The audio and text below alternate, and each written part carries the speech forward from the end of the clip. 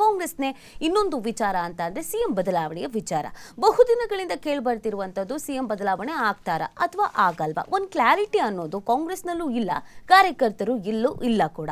ಯಾಕಂದ್ರೆ ಹೈಕಮಾಂಡ್ ನಾಯಕರು ಇದ್ರ ಬಗ್ಗೆ ಮಾತಾಡಬೇಡಿ, ಬಾಯಿ ಮುಚ್ಕೊಂಡಿರಿ ಅಂತ ಹೇಳಿದ್ರು ಕೂಡ ಅವ್ರು ಕೇಳ್ತಾ ಇಲ್ಲ. ಸೊ ಇವತ್ತೇನೇನು ಡೆವಲಪ್ಮೆಂಟ್ ಆಗಿದೆ, ಈಗ ಸದ್ಯದಲ್ಲಿ ಯಾವೆಲ್ಲ ನಾಯಕರುಗಳು ಏನೇನು ಮಾತಾಡಿದ್ದಾರೆ ಅಂತ ನಾವು ಗಮನಿಸೋದಾದ್ರೆ, ಕಾಂಗ್ರೆಸ್ನಲ್ಲಿ ಪೂರ್ಣಾವಧಿ ಸಿಎಂ ಚರ್ಚೆ ಮತ್ತೆ ಬಿರುಸು ಮೂಡಿದೆ. ಸಿದ್ದು 5 ವರ್ಷ ಸಿಎಂ, ಡೌಟ್ ಯಾಕೆ ಅಂತ ಮಹದೇವಪ್ಪ ಅವರು ಹೇಳಿದ್ರೆ, ಸಿದ್ದು ಮುಂದುವರೆದ್ರೆ ಒಳ್ಳೆಯದು ಅಂತ ಜಾರಕಿಹೊಳಿ ಹೇಳಿದ್ದಾರೆ. ಸಿಎಂ ಹುದ್ದೆ 2.5 ವರ್ಷಕ್ಕೆ ಅಲ್ಲ ಅಂತ ದೇಶಪಾಂಡೆ ಹೇಳಿದ್ದಾರೆ.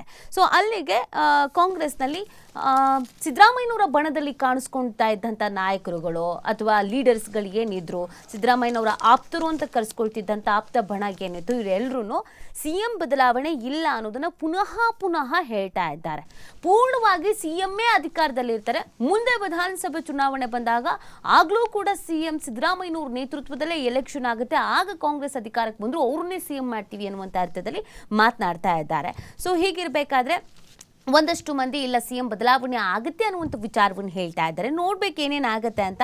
5 ವರ್ಷ ಮುಖ್ಯಮಂತ್ರಿ ಆಗಿರೋದ್ರಿಂದ ಇವರೇ ಮುಂದುವರಿತಾರೆ ಅಂತ ಪರಮೇಶ್ವರ್ ಅವರು, ಎಂ ಬಿ ಪಾಟೀಲು ಎಲ್ಲರೂ ಕೂಡ ಮಾತಾಡಿದ್ದಾರೆ. ಸೊ ಅಲ್ಲಿಗೆ ಸಿಎಂ ಬದಲಾವಣೆ ವಿಚಾರಕ್ಕೆ ಸಂಬಂಧಪಟ್ಟಂತೆಗೆ ಮಾತಾಡಬೇಡಿ ಅಂತ ಅಂದ್ರೂ ಪಕ್ಷದಲ್ಲಿರುವ ಹಿರಿಯ ನಾಯಕರು, ಎಚ್ ಸಿ ಮಹದೇವಪ್ಪ ಅನುಭವಿ ನಾಯಕರು, ಹಿರಿಯ ನಾಯಕರು, ಎಂ ಬಿ ಪಾಟೀಲ್ ಹಿರಿಯ ನಾಯಕರು, ಅನುಭವಿ ನಾಯಕರು, ಗೃಹ ಸಚಿವರು ಎಲ್ಲರೂ ಕೂಡ ಹಿರಿಯರೇ. ಹೀಗಿದ್ರೂ ಕೂಡ ಹೈಕಮಾಂಡ್ ನಾಯಕರಿಗೆ ಹೇಳಿದ್ದಕ್ಕೂ ಸಡ್ಡು ಹೊಡೆದು ಇನ್ನೂ 5 ವರ್ಷ ಸಿಎಂ ಸಿದ್ದರಾಮಯ್ಯನವರೇ, ಇನ್ನೂ 5 ವರ್ಷ ಸಿದ್ದರಾಮಯ್ಯನವರೇ ಅಂತ ಮಾತಾಡಿ ಇನ್ನೊಂದು ಬಣದವರನ್ನ ಕೆಣಕುವ ಪ್ರಯತ್ನವೂ ಆದಂಗೆ ಕಾಣಿಸ್ತಾ ಇದೆ. ಸೊ ಇದಕ್ಕೆ ಹೈಕಮಾಂಡ್ ನಾಯಕರು ಮತ್ತೆ ಎಲ್ಲ ಸುಮ್ಮನಿರಿ ಅಂತ ಹೇಳ್ತಾರೋ ಅಥವಾ ಇದು ಇನ್ನು ಎಲ್ಲೆಲ್ಲಿಗೆ ಹೋಗಿ ನಿಂತ್ಕೊಳ್ಳುತ್ತೋ, ಇಲ್ಲ ಸಿಎಂ ಬದಲಾಗಬೇಕು ಅನ್ನುವಂಥ ಪಟ್ಟು ಹೆಚ್ಚಾಗುತ್ತೋ ನೋಡ್ಬೇಕಾಗತ್ತೆ. ಮುಂದಿನ ದಿನಗಳ ಬೆಳವಣಿಗೆಗೆ ಏನಾಗುತ್ತೆ.